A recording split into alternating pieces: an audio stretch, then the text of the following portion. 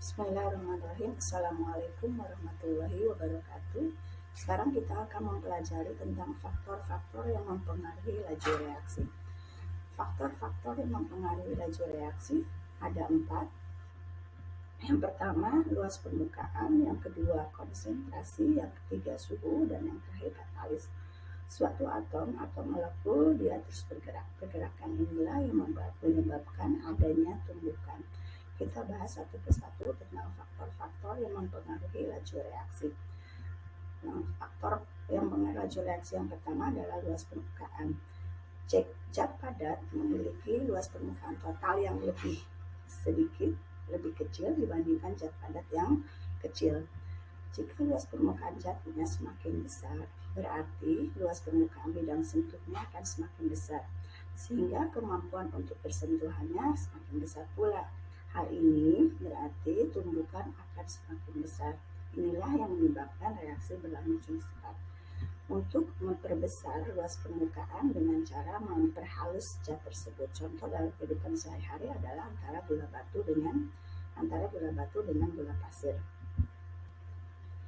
Ilustrasinya, kalau batu kita ibaratkan seperti balok. Balok itu memiliki 6 sisi permukaan.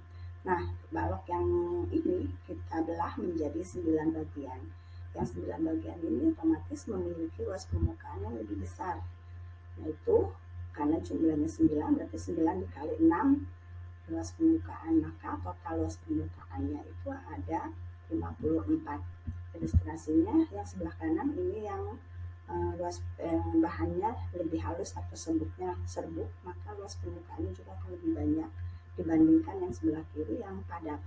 Yang serbuk atau yang sebelah kanan ini karena dia memiliki bidang sempuk yang lebih besar, maka tumbukan antar partikelnya akan lebih banyak dibandingkan yang zatnya padat. Kita lihat ilustrasinya.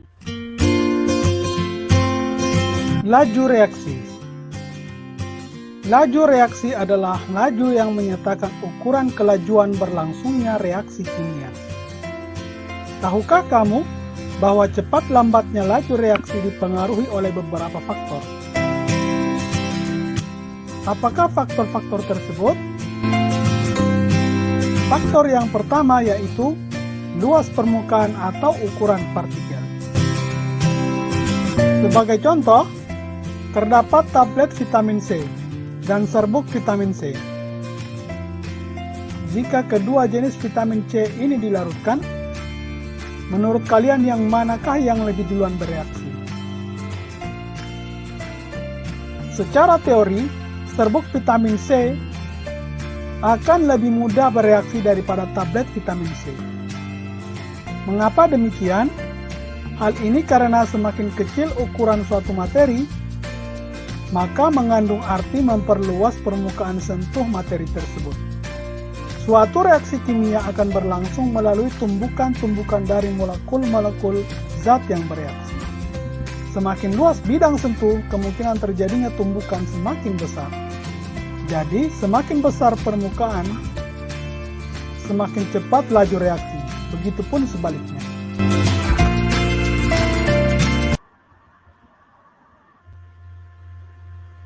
Faktor yang mempengaruhi laju reaksi yang kedua yaitu konsentrasi. Seperti yang dibilang tadi bahwa atom atau molekul itu dia bergerak. Pergerakan inilah yang menyebabkan adanya tumbukan. Konsentrasi yang lebih pekat itu mempunyai larutan yang pekat itu mempunyai konsentrasi yang lebih besar.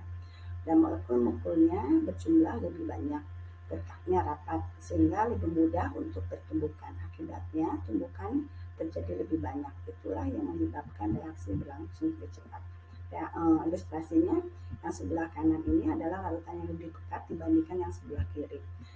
Ya, yang lebih pekat jumlah partikelnya dia akan lebih banyak, atau posisi antar partikelnya, jarak antar partikelnya lebih dekat, sehingga kemungkinan untuk pertumbukan antar partikelnya akan lebih sering dibandingkan yang konsentrasinya lebih encer.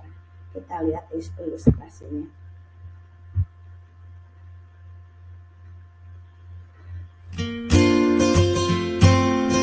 Laju reaksi. Laju reaksi adalah laju yang menyatakan ukuran kelajuan berlangsungnya reaksi kimia.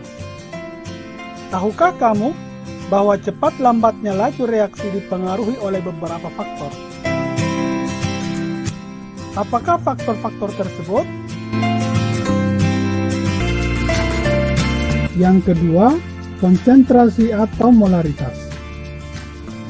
Suatu larutan dengan molaritas tinggi tentu mengandung molekul-molekul yang lebih rapat dibandingkan dengan molaritas larutan rendah.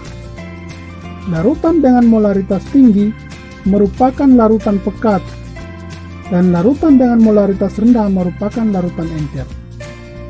Pada larutan pekat, letak molekulnya rapat sehingga sering terjadi tumbukan dibandingkan dengan larutan encer. Itulah sebabnya jika molaritas larutan yang direaksikan semakin besar, maka laju reaksinya juga semakin besar.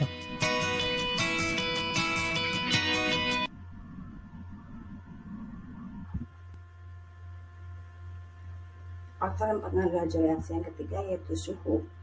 Pada suhu yang lebih tinggi, energi kinetik molekulnya makin besar. Akibatnya, partikel-partikel bergerak lebih cepat. Tumbukan atau tabrakan antar partikel semakin kuat, akibatnya reaksi berlangsung lebih cepat. Kita lihat ilustrasinya, yang sebelah kiri adalah yang suhunya lebih tinggi dibandingkan yang sebelah kanan yaitu suhunya lebih rendah.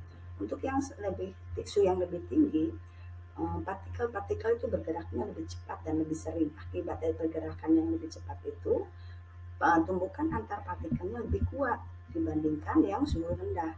Karena suhu rendah dia lebih cenderung tidak bergerak.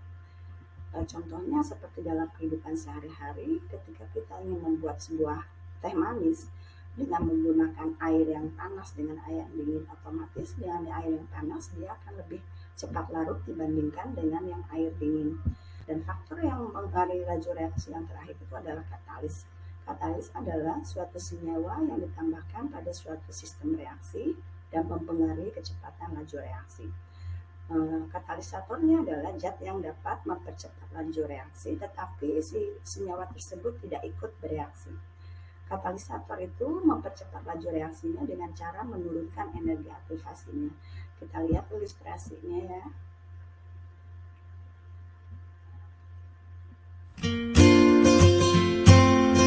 Laju reaksi. Laju reaksi adalah laju yang menyatakan ukuran kelajuan berlangsungnya reaksi kimia. Tahukah kamu bahwa cepat lambatnya laju reaksi dipengaruhi oleh beberapa faktor? Apakah faktor-faktor tersebut? Faktor ketiga, suhu. Perhatikan ilustrasi berikut. Jika ke dalam gelas kimia ini kita masukkan gula, menurut kalian yang manakah duluan larut? Tentu gelas kimia yang terdapat air panas.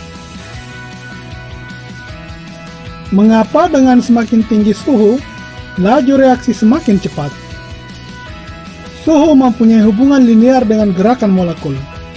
Jika suhu semakin tinggi, maka molekul-molekul dalam materi akan semakin cepat bergerak. Akibatnya, frekuensi terjadinya tumbukan semakin besar. Hal ini dapat mempercepat laju reaksi. Dan yang terakhir, katalis. Katalisator merupakan zat yang mampu mempengaruhi laju reaksi.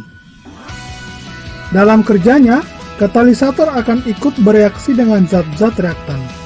Tetapi di akhir proses reaksi, katalisator tersebut akan memisah kembali.